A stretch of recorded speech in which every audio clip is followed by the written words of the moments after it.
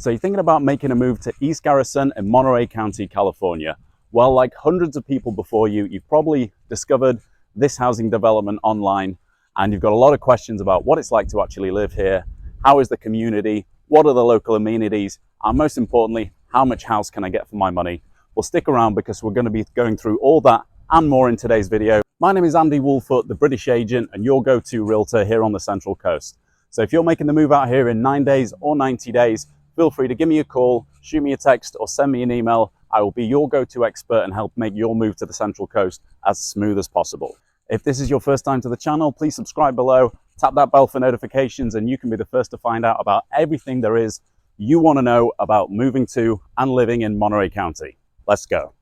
East Garrison is a planned community located near Marina, a few miles inland from the city. It's not technically part of the city and sits on unincorporated land just outside it, but most people associate it as being part of Marina. The first homes of phase 1 of development were open to the public in 2014, so the oldest residents have been here for 9 years. It is located on land that was part of the former Fort Ord Army base around here, and it's made up of nearly 1,000 single-family, condo and townhouses, which includes a few affordable units among them as well. The whole development sits on a bluff overlooking the Salinas Valley, and a lucky few homes get to enjoy that tremendous view over the agricultural land. Do you ever watch The Walking Dead? I think it was like season 4 or 5 where the group ended up in Alexandria. It's kind of like that. It's this collection of newer built homes. It's its own community. And in the show, I think they managed to wall off the entire development to obviously keep out intruders. It's kind of got that feel as I walk around it. Now, I don't live in East Garrison myself, but I know plenty of people who do, and mostly they've had nothing but positive things to say about the place. I actually stopped down here a couple of weeks ago during Halloween, and it was very, very busy. There were loads of people out trick-or-treating, kids running around, real community feel around it that night. So yeah, even if you don't live here, East Garrison, great trick-or-treat location. Now, as for local amenities and things to do once you've moved in, there is plenty to keep you busy. East Garrison has somewhere between a dozen and 2 dozen parks. They're all fantastic. I'm going to show you a few of those. One thing that most residents rave about is the location to the hiking trails over the Fort Ord National Monument. Needless to say, it's a very family-friendly area. Just driving around now, I've seen maybe a dozen people out walking their dogs, kids playing in the park. Right now, it's about 3:30 in the afternoon, and you can see I'm basking in this gorgeous afternoon sun, enjoying the blue skies of California. The whole development's located a few miles inland, so we don't get as much coastal wind, and it's usually a few degrees warmer than downtown Marina, and of course, like I say, less fog and cloud. So the developers opened East Garrison up in 4 separate phases, and to be honest, ever since phase 1 was open to the public, there has been a long waiting list to get into these houses. The smallest single family homes available, I think, were 3 bedrooms, 2 baths, around 1,500 square foot, and the largest of the models were about 2,800, maybe even 3,000 square foot with 5 bedrooms. Now, when they first came online in 2014, I remember some of the starting prices for the basic models without any upgrades were for $500,000. Needless to say, those days are long gone. You're probably not going to get a single family house in East Garrison here that isn't at least in the high 800s. Some of the townhomes and condo units are still going for in the 700s, I'd say. I don't think you're going to get much cheaper than that. And one thing to consider when you're working out your budget is there is a monthly homeowners association fee. It's not too bad. It's about $125 a month. And that includes not only the road and public areas, but also maintenance of the front lawn of the landscaping. Now, as you can see on the houses behind me, the front lawns are very well taken care of. The landscapers are constantly out trimming, making things look nice and keeping it tidy, that nice uniform look that the homeowners association wants to keep. On top of the monthly HOA payment, you also have to consider that there is a Mello-Roos on most of these properties. Now, if you don't know, a Mello-Roos is an additional tax which is collected along with your property taxes to pay for additional services that the city has to provide for this new development being built. Now, they don't go on forever. As far as I understand, after 20 years, the Mello-Roos should be paid up and then it's settled. You do have the option of paying the Mello-Roos fees up front, and I know some people who've done that. Frankly, I don't quite see the point of paying up front for something when you can stagger the payments out. Also, most people probably aren't going to live here for the full 20 years, so you're paying something up front you might not get to enjoy the use of. However, when you do come to sell your house, Obviously, it's an additional benefit to the new buyers that the Melrose has been paid off, so you could argue that goes into the value of the property itself. Now, as for the housing market itself, today in November 2023, there are only 5 houses actively for sale. This is about typical. The resales have been very strong and not spend a lot of time on the market, unless of course they're drastically overpriced, which a few units are. But if it's priced right, shouldn't really take a week or two to attract enough buyers to get a decent offer. I will be stopping by a home that's for sale later on in the video, so I'll get the chance to show you that. But for now, I actually wanted to kind of get an honest opinion of what it's like living here. So I turned to the internet to try and find some reviews on East Garrison to get the good and the bad from people who've actually lived here. So let's take a look at them now. Okay, so I'm going to be reading these off. I'm going to put on my best sort of mock offended British accent. I think it goes well with reading complaints on the internet. So here we go. I love my neighborhood, but despise the HOA. The builder isn't much better. We've lived here for 4 years, paid all kinds of fees in Melrose, and yet still don't have sidewalks down the main road of the development that leads to the amenities. I guess this isn't a problem anymore since the development has been finished. But they go on to say, be prepared to pay for HOA for nothing but headaches. Also, you are not allowed to park in front of your house at will. The only way you can park in front of your house every day is if you have 3 or more licensed drivers, 3 or more cars, and only a 2-car garage. Spending $750,000 and it buys you nothing. So I gotta say, I didn't actually know that about the parking, if that's true. Almost all the houses have an attached 2-car garage. Most of them are sort of accessible by a back street. And as you look around, there's plenty of street parking space. And this isn't really a neighborhood that gets any thoroughfare. Like I said, it's kind of its own thing set out of the way. So kind of surprising to learn you need a parking pass if you are not a resident here. Just peeked in a couple of parked car windows and yeah, there's the East Garrison parking permits in there. I'd be surprised if that's monitored or enforced much in any way. Like I say, I've spent a lot of time here, sold a bunch of homes. I don't really see any parking enforcement activity, so who knows. Okay, got another Yelp review for you. We've been here for 5 years. Love how beautiful it is for my kids, but HOA is a pain, not worth it most of the time.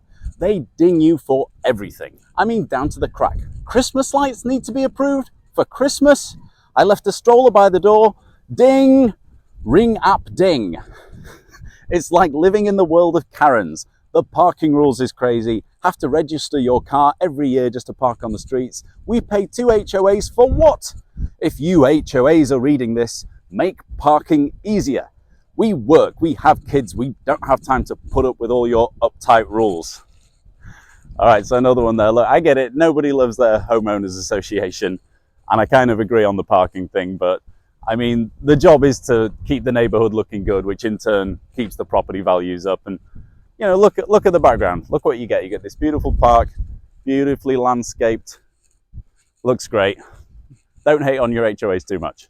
Having said that, I did see that piece John Oliver did on his show a few months ago about HOAs, and even as a real estate agent, that was a bit of an eye-opener for me. I had no idea the power HOAs can have over the properties within their jurisdiction. So while you're on YouTube, after you've watched this video, thank you, might want to check that out too. One of the most common complaints I hear about East Garrison is the lot size of the properties. The most common size is about 4,000 square foot, including the house. So you'll see that doesn't really leave a lot of room for the front of the house and much of a backyard. Most units will have a little side alley bit, and then the other side of the house is going to plumb against the lot line of the neighbor's property. Now, obviously the developments did that because they want to squeeze as many homes onto the lot as possible to make more money, I get that. But they have made up for it by including lots and lots of parks here in East Garrison. I'm in one now. You can see it has a playground over there. It's got a seating area with barbecues. I've been to a potluck barbecue with some of the neighbors here. Basketball court, bike racks, places to put prams. The grass always looks immaculate. You can tell that the HOA and the landscapers really put some pride into the appearance and keeping these places looking good. So if you're a family looking to move out here and you're worried that because of the location, there's not going to be a lot to do, you'd be wrong. Like I said, with a number of parks around here, all the facilities and the Fort Ord hiking trails, there's plenty to keep the whole family occupied. So I'm down at East Garrison all the time. When I'm not selling houses, I'm usually in this park just off Wilcox Street with my 3 little girls. The reason I love coming to this place so much is it's probably the only park, certainly the only one I found in Marina, which is completely fenced off. Now, my eldest is 4 and the twins are 2.5. So as you can imagine, they're kind of escape artists. It's a good thing that there's this local park here that, again, completely fenced in. No one's getting away. I can relax, kind of. The parks here really are something a bit special. I'm at Lincoln Park, that's Lincoln Park right now. And look at this amazing, huge, flat, open grass field. If this was back in England, I guarantee you this field right here would have dozens of kids on it, kicking a football, soccer ball around, jumpers for goalposts straight away after school until sundown. Lincoln Park also has a baseball diamond too. It's got a play area with plenty of seating, all concreted over. Great place to have, you know, kids parties, just let them roam free. Really, really good parks, really good family-friendly neighborhood. So I just stepped off the southwest corner of East Garrison and it's led me straight onto one of the trails that goes through the Fort Ord National Monument. Now, if you're the type of person that likes going on strenuous hikes or just taking your dog for a casual walk, you are going to love it here. There's over 60 different trails to choose from. There's a website called alltrails.com, which has a fantastic article highlighting the top 10 East Garrison trails. I'll post a link to that in the description below. One word of caution, the trails can get a little bit confusing, so just make sure you've got your phone with you or at least some kind of GPS or even an actual compass so you can find your way back. So I'm at the very eastern end of East Garrison now. There's maybe a dozen homes that are right at the end of the bluff overlooking the view. Let's take a look at it. So this is the view east. The mountains you can see make up the Salinas Valley. So these are the lucky properties that get to enjoy this view. Over in the distance there, I'm kind of pointing north right now, so you can see the traffic coming out of Salinas, heading all the way down the Salinas Valley. That's what makes up the mountains you can see in the background there. Not a bad view. So I'm standing in front of 21610 Ord Avenue, which is one of the properties currently for sale here in East Garrison. This is a Geneva model. It's got 4 bedrooms, 3 full bathrooms, just over 1,800 square foot. It's been listed by my man, Benny Cardenas. Thank you for letting me take a look, Benny, of Keller Williams. Let's go check it out. Now, one of the main benefits of the Geneva model is that it has a full bathroom and bedroom right here on the ground floor. That's obviously a tremendous benefit to people who, for whatever reason, are going to struggle getting up and down stairs, maybe a family with an elderly relative living with them. As you can see, this is the dining / open living area. Now this property, I'm told, has barely been lived in. It's 4 years old. You can see it's got a few upgrades to the kitchen. Nice 5-burner stove there. I know that's the pantry and that's the garage. Heading upstairs, and it turns out I've been made a liar just now when I said this is a 4-bedroom. So this upstairs area, some people call it the den. Now this can be sealed off to create a 4th bedroom, or developers gave buyers the option of leaving it exposed, so you know you could have an additional living space upstairs. The great thing about East Garrison homes is they almost all include upstairs laundry areas, so that's an obvious benefit. Huge master bedroom in this Geneva model, and obviously attached ensuite. Looking great. Door sinks, hello. Nice sized closet and separate toilet. So this is the 3rd bedroom.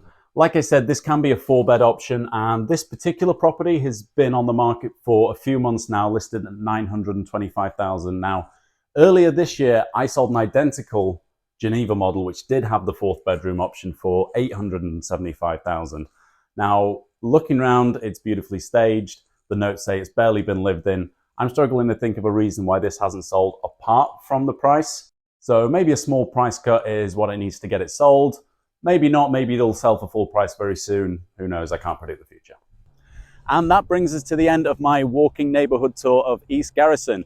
If you are making a move out here to Monterey County, you have any questions about the East Garrison neighborhood or anywhere else on the bay, please feel free to hit me up. I get calls and texts every day from people looking to make the move out to the Central Coast.